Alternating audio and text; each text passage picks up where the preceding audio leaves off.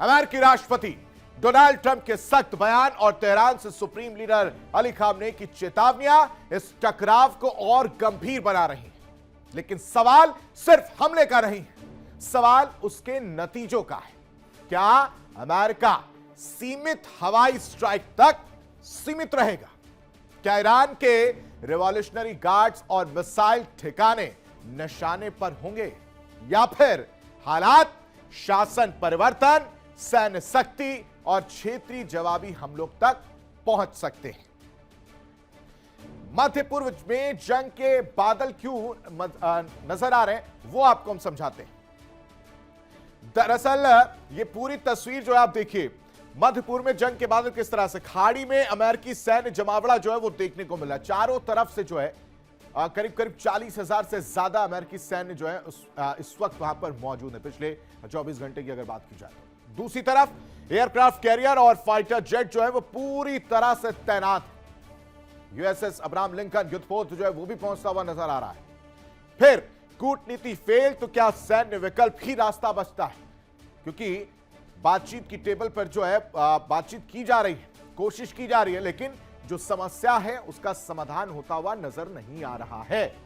जो शर्तें अमेरिका ने रखी ईरान के सामने, उसको मानता हुआ ईरान नजर नहीं आ रहा है। और इसी वजह से यह कहा जा रहा है कि जो बातचीत की जा रही, जो कूटनीति की जा रही है, अगर वो फेल होती है तो क्या वाकई सैन्य विकल्प ही एक सहारा बच जाता अमेरिका के पास? और तेहरान की सख्त चेतावनी की अगर बात की जाए, वहां से भी सख्त चेतावनी है। हॉर्मुज स्ट्रेट पर नजर जो है वो बढ़ी हुई है। अगर मैप की बात करें तो चिकन नेक जैसा हॉर्मुज स्ट्रेट आपको नजर आ रहा होगा। चारों तरफ से घेरने की कोशिश की जा रही है और कुछ दिन पहले ईरान ने वहां पर रिहर्सल किया, वॉर की प्रैक्टिस की कि अगर उन पर हमला होता है तो वो किस तरह से जवाब देते हुए नजर आएंगे। यानी एक ट्रेलर दिखाने की कोशिश की गई, एक मैसेज देने की साफ कोशिश की गई ईरान की तरफ से अमेरिका को कि अगर आप लोगों ने हमला किया तो हम भी पूरी तरह से तैयार हैं। और वहां से दुनिया भर के अगर करीब करीब 20% कच्चा तेल जो है वहां से जाता है, और कुछ घंटों के लिए उसको बंद करके वहां सैन्य अभ्यास किया गया तो लोगों की चिंताएं बढ़ गई, दुनिया की चिंताएं बढ़ गई। फिर देखिए सीमित अमेरिकी स्ट्राइक क्या होने वाली है, क्योंकि कहीं ना कहीं अमेरिका को भी डर है कि अगर वो हमला करता है तो उससे नुकसान भी बहुत उठाना पड़ेगा, क्योंकि ईरान के पास खोने के लिए कुछ नहीं, दूसरी तरफ अमेरिका के पास खोने के लिए बहुत कुछ है। साथ ही साथ मिसाइल साइट्स निशाने पर हैं। अगर हमला होता है तो क्या हो सकता है, आप समझिए कि जो मिसाइल साइट्स हैं वो निशाने पर हैं, साथ ही साथ रिवॉल्यूशनरी गार्ड्स ठिकाने जो हैं वो टारगेट पर हैं अमेरिका के। इसके अलावा परमाणु ढांचे पर हमला संभव है। यानी ये वो पॉइंट्स हैं जो इस वक्त अमेरिका के निशाने पर हैं, जिन पर हमला किया जा सकता है ईरान की तरफ से। लीडरशिप पर भी एक तरह से दबाव बनाने की कोशिश की जा रही है, एक प्रेशर क्रिएट करने की कोशिश की जा रही है अमेरिका की तरफ से, यह भी बात निकलकर सामने आ रही है। आंतरिक अस्थिरता की आशंका भी जताई जा रही है। अगर शासन परिवर्तन क्या होगा, उस बीच लंबा सत्ता संघर्ष देखने को मिल सकता है। यानी ये लड़ाई बहुत लंबी चलने वाली है। सत्ता परिवर्तन की कोशिश भी की जा रही है, लेकिन इस तरह की तस्वीर कुछ समय पहले देखने को मिली थी, लेकिन वो नहीं हो पाया। आपको याद हो दर्शकों की इंटरनेट सेवाएं बंद कर दी गई थी, और जिस तरह से प्रदर्शन वहां पर लोगों देखने को मिल रहा था, उन पर कंट्रोल कर लिया गया, वो प्रदर्शन कम कर दिया गया। इसी वजह से जवाबी हमले का खतरा जो है ईरान की तरफ से देखने को मिल रहा है। अगर अमेरिका ने हमला किया तो ईरान की जवाबी तैयारी तैयार है, यानी जवाबी हमले का खतरा देखने को मिल रहा। खाड़ी में अमेरिकी ठिकाने निशाने पर है, जहां जहां मिडिल ईस्ट की अगर बात की जाए अमेरिकी ठिकाने बनाए गए, वहां पर पूरी तरह से ईरान तैयार है कि अगर हम पर हमला हुआ तो सबसे पहले उन बेसिस को टारगेट किया जाएगा जहां पर अमेरिकी सैन्य ठिकाने बनाए गए हैं। बैलिस्टिक मिसाइल और ड्रोन क्षमता की अगर बात की जाए तो इससे जवाब देने में इस वक्त ईरान खड़ा है। बैलिस्टिक मिसाइल का डर अमेरिका को सता रहा, और आपको याद हो कि जो शर्तें अमेरिका ने रखी हैं उसमें बैलिस्टिक मिसाइल का भी जिक्र है।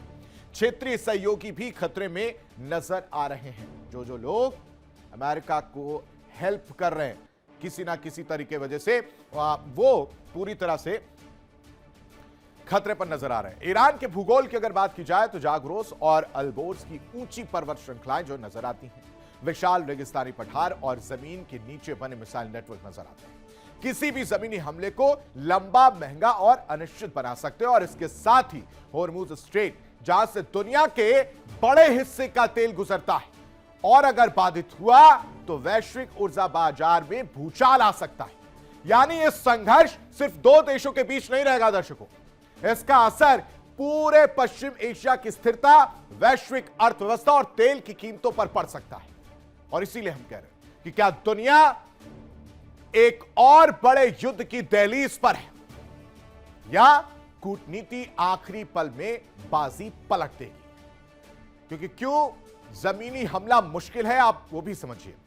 ईरान का जो नेचुरल फोर्ट्रेस है, जाग्रोस और अल्बोर्स की बात की जाए, वो पूरी तरह से पर्वत सुरक्षा कवच नजर आ रहा है। रेगिस्तानी पठार, दुर्गम भूगोल, ये सारी चीजें नजर आ रही है। अंडरग्राउंड मिसाइल सिटी नेटवर्क नजर आ रहा है। और इसी वजह से हम कह रहे हैं कि ये पूरा जो जमीनी हमला है वो बेहद मुश्किल है।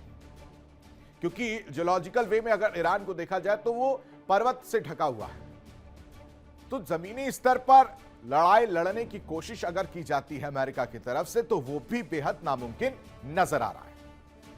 और जो अल्टीमेटम अमेरिका की तरफ से दिया गया है कि हम जल्द ही हमला कर देंगे, और क्या इस वक्त ईरान उस हमले को झेलने के लिए तैयार है, और ईरान भी पलटवार करने को तैयार है। इसी पर चर्चा करने के लिए तमाम मेहमान हमारे साथ जुड़े हैं। सबका परिचय आपसे करा देते हैं। हमारे साथ मेजर जनरल राजन कोचर, रिटायर्ड रक्षा विशेषज्ञ के तौर पर हमारे साथ जुड़े। बहुत स्वागत है सर आपका।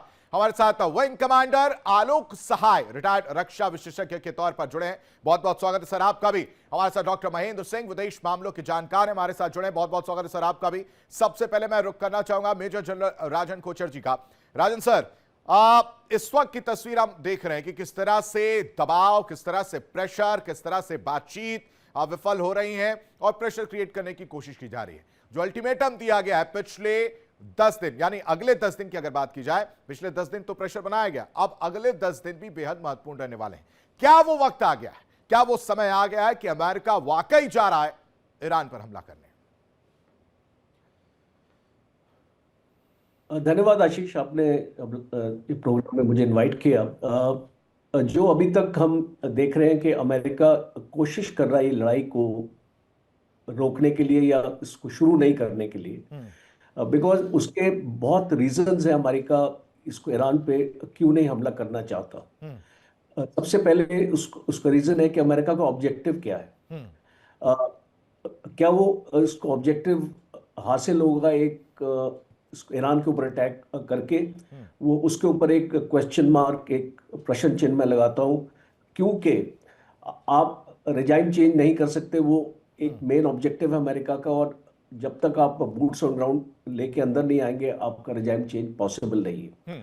दूसरा है कि आपने कोशिश करी रिजाइम चेंज की, बीच में प्रोटेस्ट हुए थे और इस तरीके का मोसाड और CIA ने अपनी कोशिश करी थी कि उन प्रोटेस्ट को और बढ़ावा और तूल दी जाए, पर वो पॉसिबल नहीं हुआ। बिकॉज IRGC जो एक 1.75 लाख की एक फौज है जो ईरान की हुकूमत को प्रोटेक्ट करती है, उसने खत्म कर दी इस प्रोटेस्ट को। हमेशा वो करती है, उसका एक मैंडेट ही है यही। और तीसरा है कि टॉक्स के ऊपर दारोमदार है अभी, और पॉइंट ये है कि अगर ये टॉक्स फेल होती है, क्योंकि ट्रंप ने अभी 10 दिन का टाइम दिया है, 10 दिन के बाद हो सकता है ये टाइम और एक्सटेंड करे वो, बिकॉज वो कोशिश ये करेगा कि टॉक्स के जरिए एक फेस सेविंग फॉर्मूला अमेरिका को मिले। बिकॉज ट्रंप की मुश्किलें अभी बहुत ज्यादा फ्रंट्स ट्रंप ने एक्चुअली खोल दिए हैं। आप वेनेजुएला को भी देख लीजिए, वेनेजुएला में भी सिचुएशन अभी सॉर्ट आउट नहीं हुई है। वो अमेरिकन ऑयल कंपनीज जाने को तैयार नहीं है। ग्रीनलैंड का उसको मामला उसको वहीं पे थम गया है, क्योंकि नेटो ने स्ट्रॉन्ग ऑब्जेक्शन करी है। यानी आप ये कह रहे हैं कि अभी अभी और समय अमेरिका लेगा, आप ये कह रहे हैं?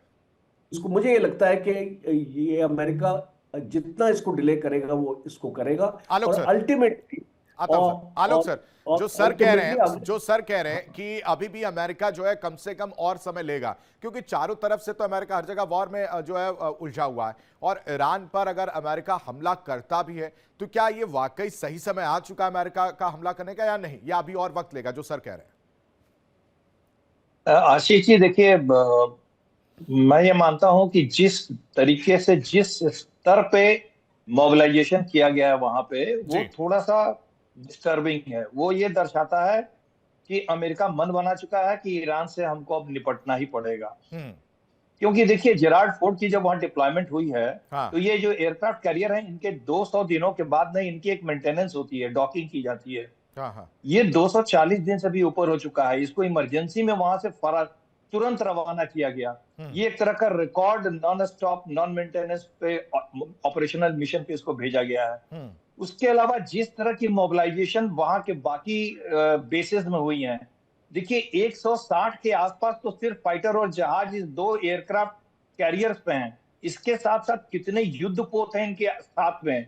इसके अलावा आप देखिए कि 18 से अधिक देशों में जो वहां अमेरिकी सैनिक अड्डे हैं, वहां पे टर्मैक पे फाइटर्स रखने की जगह नहीं है। हम्म। सैटेलाइट पिक्चर्स आ रही हैं कि जो एक ब्लास्ट पेन होता है जिसके अंदर मैं जहाज को रखा था छिपा के, और ब्लास्ट पेन जब भर जाते हैं तो बाहर टर्मैक पे, रनवे पे ही अगल बगल में जो स्टैंड होता है वहां खुले में रखना पड़ता है। सारे स्टैंड खुले में रखे हुए हम भरे पड़े हैं। जो नजदीकी देश हैं, जो अब ईरान के ज्यादा रेंज के अंदर आते हैं, वहां से धीरे धीरे खाली कराया जा रहा है। तो ये सब तैयारियां बताती हैं कि शायद इन्होंने मन बना लिया है कि हमें इंगेजमेंट वहां करना ही पड़ेगा।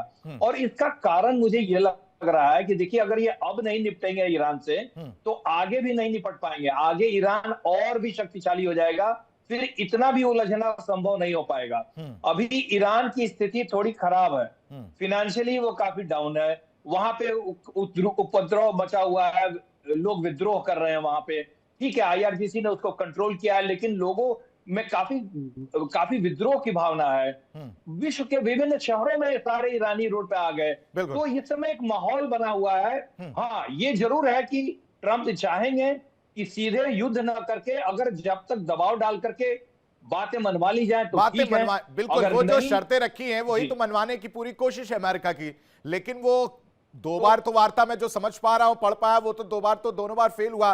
महेंद्र सिंह साहब, दोनों बार तो कोशिश अमेरिका की तरफ से रहा, लेकिन जो है खामनेई की तरफ से अगर बात की जाए, जो उनके रिप्रेजेंटेटिव हैं, वो तो पूरी तरह से बैकआउट करते हुए नजर आ रहे हैं। जो उनकी शर्तें, वो उस पर रेडी होने को तैयार नहीं हो रहा। 60% की बात कर रहे हैं, उस पर भी अमेरिका राजी नहीं हो रहा। महेंद्र जी। नहीं, देखिए, निश्चित रूप से अगर हम देखें तो खासकर ट्रंप प्रशासन के अंतर्गत कुछ भी ये कहना कि ये नहीं हो सकता है, इससे हमें बचने की आवश्यकता है। और जिस तरीके से घरेलू राजनीति में ट्रंप घिरते हुए नजर आ रहे हैं, चाहे वो एप्स्टीन फाइल्स हो, चाहे अभी वहां के सुप्रीम कोर्ट द्वारा टैरिफ को रद्द कर देना, वो अपने आप कमजोर हो रहे हैं। उनकी लोकप्रियता जो है कहीं न कहीं वो कम हो रही है। तो ऐसे में ट्रंप कोई भी निर्णय ले सकते हैं। और हमने इराक के संदर्भ में देखा कि अमेरिका को जब आक्रमण करना होता है तो वो कोई न कोई बहाने ढूंढ लेता है। और आज भी ये साबित नहीं हो पाया कि इराक जो है वो परमाणु शस्त्र बना रहा था। तो और ट्रंप अपने पहले कार्यकाल में, ट्रंप ही जो है IAEA की जो वार्ता थी परमाणु जो शस्त्रों को लेके, उससे बाहर अमेरिका हुआ था। और अमेरिका ने साफ कर दिया था कि जो है ईरान को हम कहीं न कहीं से घेरना चाहते हैं।